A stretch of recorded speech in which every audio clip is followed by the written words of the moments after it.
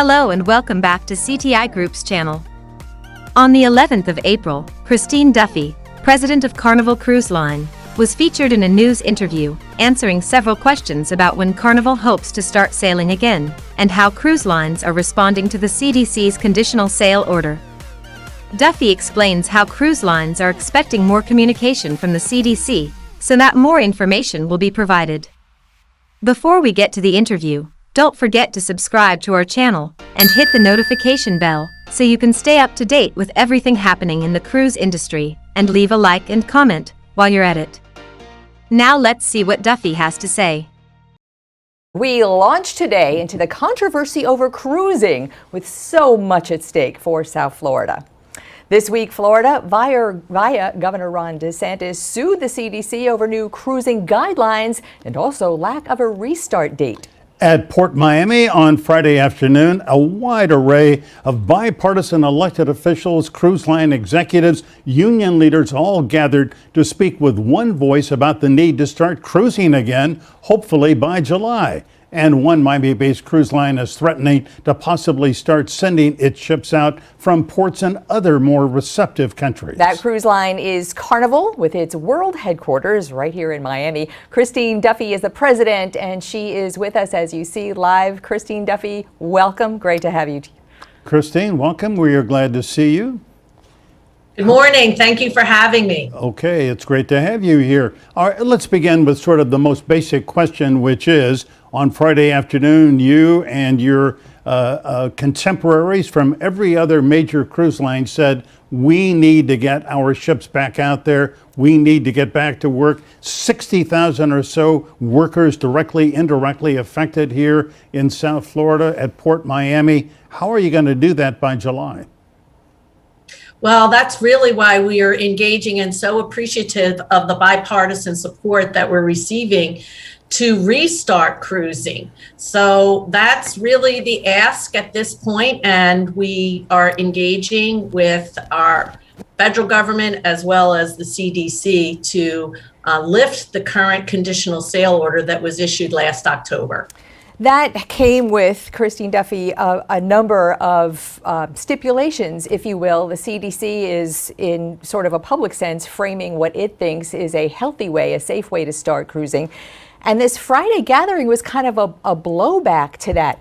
Can you talk a little bit about what is wrong with the CDC recommendations and stipulations and standards, which right now sort of sets the standard for when cruises can restart? Well, we believe that the current conditional sail order, first of all, was issued last October before there were vaccines. We had been working with the CDC to look at restart of cruising once we had testing available and we began to better understand COVID and how to protect and prevent.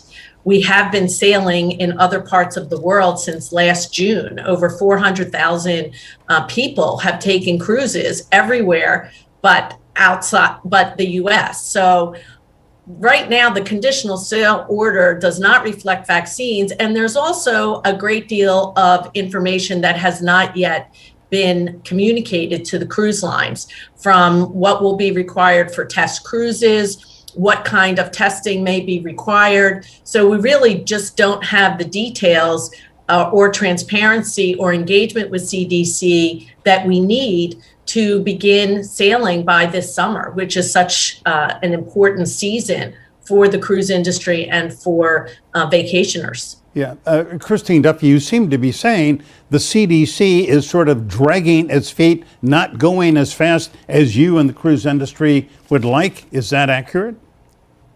Well, we respect certainly the CDC and the work that they are doing at a much broader scale. But at the same time, the cruise industry, as far as we know, is the only industry that has not been able to operate for more than a year, when we voluntarily paused last March. And we have worked together as an industry to develop layers of protection and provided the CDC with recommendations that we collectively agreed to as cruise lines so that we could restart sailing. And so we're asking now for the CDC to work with us so that we can have clarity on what will be required to resume sailing from our U.S. home ports. All right, if I could follow up, Christine, with just an important question. As you know, the day before your news conference, Governor Ron DeSantis was at Port Miami, and he said he did not believe that the cruise lines should be required to have their passengers give proof that they had been vaccinated before they get on board your ships. Where does Carnival stand? Will you require passengers on Carnival ships to show proof of vaccination or to be proved negative before they get on board? We are not making those decisions as a cruise line. We do not believe that the cruise industry in the U.S. should be treated any differently than other forms of travel, tourism, or entertainment. And so at this time, people are able to get on a plane and fly outside of the U.S., take a cruise, and come back into the U.S. Without requirements like a vaccine or a health passport. So our position is don't treat cruise industry differently than everyone else. We have put together a set of protocols that we believe give prevention, protection. And as I said, we've demonstrated in other parts of the world that we've been able to sail safely even before vaccines. So you make a fair point when you compare cruise liners to other forms of entertainment. But then cruise liners are so different than other forms of entertainment in that there's a residential component, especially 3 days, 7 days, 10 days. A lot of people are living together in close quarters, sharing a lot of public spaces as if, well, they do live aboard. And that's not something that you can compare to a casino or an airplane or a hotel. So the CDC is, what it appears from reading the standards, is it's treating cruise liners like a residence. And as such, there is a CDC guideline prior to COVID that you actually, and I read a report from last September, really backed the CDC's guidance. So what's changed? Well, first of all, vaccines have changed. What's also changed is the treatments and therapies that are available today for COVID. And certainly a year ago, when we put our pause in place, there was great concern about the capacity in hospitals if there was a spread of the virus. And while you say that we are different than a casino, because large casinos have hotels, in the casino building.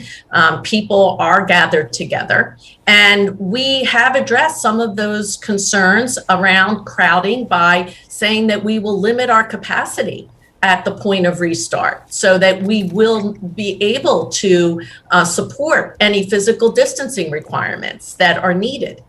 We've not really heard back specifically, again, on what the protocols will be for people when they take a cruise. Yeah. Christine, as we know, there are cruises that are operating out of Asia, out of the Mediterranean. These are not U.S.-owned cruise lines, and they appear to be doing okay. There have not been huge outbreaks of coronavirus on board these ships.